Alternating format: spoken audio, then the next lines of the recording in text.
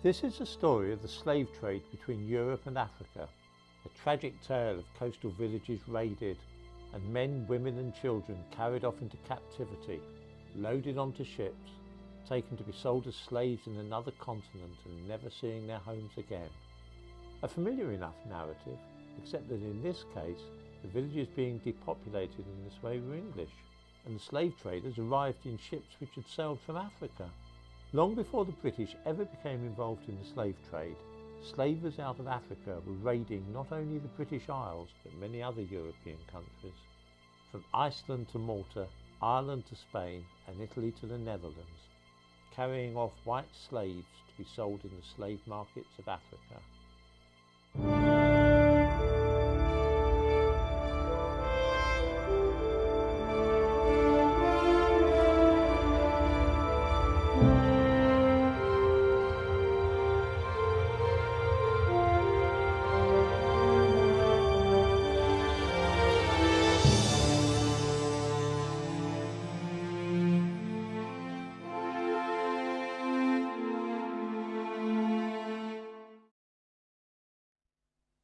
During the 1970s, the British held hundreds of political prisoners behind barbed wire without charge for years on end. This could have been embarrassing, putting people in mind of South Africa and the Soviet Union, had we not decided to call them internees instead of political prisoners. This solved the problem so well that even to this day, many people don't know anything at all about the political prisoners of the 1970s held in Britain.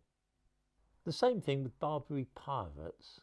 The word pirate is faintly comical, bringing to mind Long John Silver, Captain Hook, even Captain Pugwash. Pirates raised the skull and crossbones flag and hunted for treasure, didn't they? The Barbary pirates were actually after people, white Christians specifically, who could be sold as slaves in Muslim countries. Here are some white slaves in Africa during the 17th century. There was a very old tradition of slavery in Africa, long before the coming of Europeans.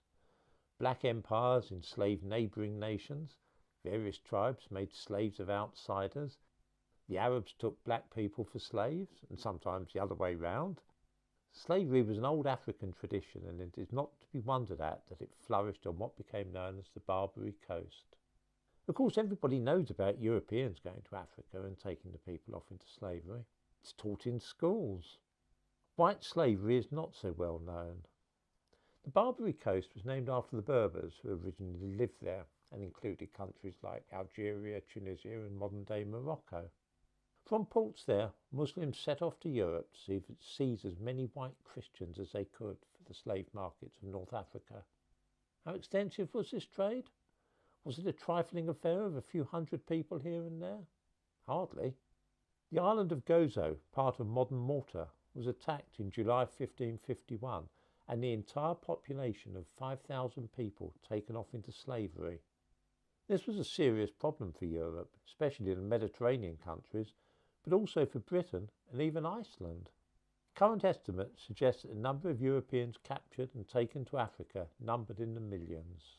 The Barbary pirates attacked shipping as well as land, and were in the habit of taking the crews of ships and then just leaving the ships drifting on the ocean. In Britain, for instance, the fishing industry was under serious threat in the 17th century because men dared not put to sea in the North Sea or the English Channel for fear of being captured by slavers. On land, some coastal districts of Spain became practically deserted because people feared to live there. From Venice in the north to Malaga in the south, whole swathes of the European coast became deserted, because those living there were always at the risk of slavers descending on their villages and taking them off to Africa. The sack of Baltimore in Ireland gives one good example of what was going on at that time. The entire population was removed. Cornwall was in particular danger, being at the end of England, as you might say.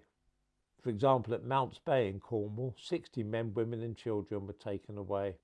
In 1626, St. Kevin was repeatedly attacked, and boats out of Looe, Penzance, Mousel and so on were all at risk of being seized by pirates. It was thought at the time that around 60 Barbary men-of-war ships were prowling the coast of Britain in the 17th century. Sir John Eliot, Vice Admiral of Devon declared that the seas around England seemed to be theirs. We think of Pirate Island as being in the Caribbean, but for a while the Isle of Lundy in the Bristol Channel was held by the Barbary pirates and used as their base. In 1645, another raid by Barbary pirates on the Cornish coast saw 240 men, women and children kidnapped. To keep the slave population stable, around 1/4 had to be replaced each year, which for the period from 1580 to 1680 meant around 8,500 new slaves each year, a total of 850,000 in the course of the century. According to one estimate, 7,000 English people were abducted between 1622 to 1644, many of them ship's crews and passengers. But the corsairs also landed on unguarded beaches, often at night, to snatch the unwary. This was a huge business. The Muslim world needed galley slaves, they needed labourers, they needed people to guard harems, all sorts of people, and they preferred to use Christians rather than Muslims for this. The rulers of the countries of North Africa were entitled to 1/8 of all the slaves captured, and these were used for public works. Cervantes, author of Don Quixote, was a slave in Africa for several years before being ransomed. This was another motive for the slave trade. If you could seize well-to-do people, they could be ransomed by their families, sold in effect for money.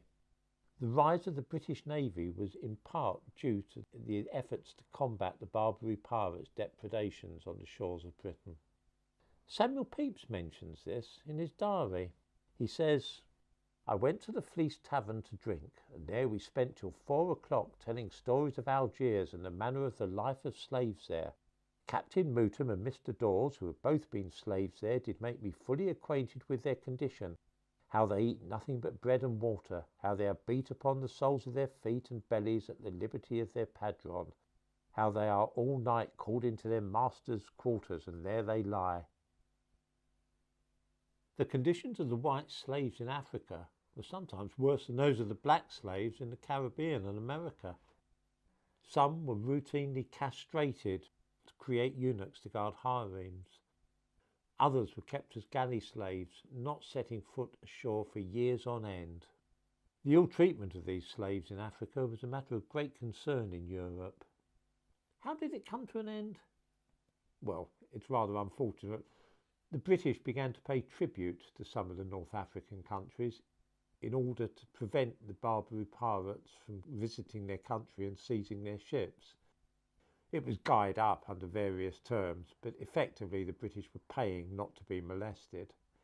This all came to an end for American ships with the American Revolution. They no longer enjoyed the protection that the British had, and so several American merchant ships were seized by pirates in the Mediterranean.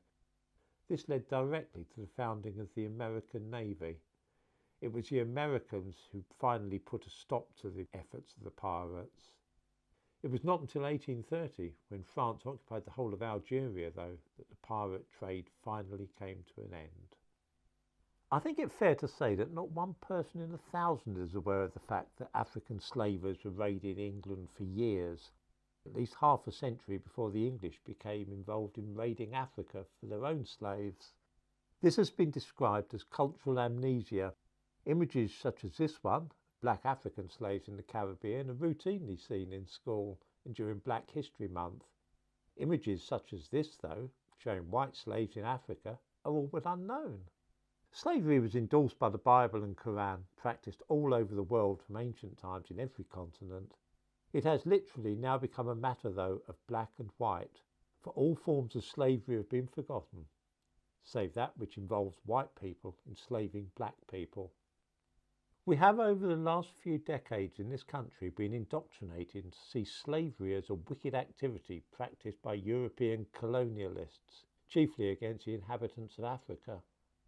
This false impression is taught in schools, and we are given annual top-ups every October during Black History Month. The truth is that at least half a century before England became involved in the capture of slaves in Africa, slave traders from Africa were carrying off people from England and taking them away to be slaves. History is always far more complex than the simple linear narrative that we learn at school.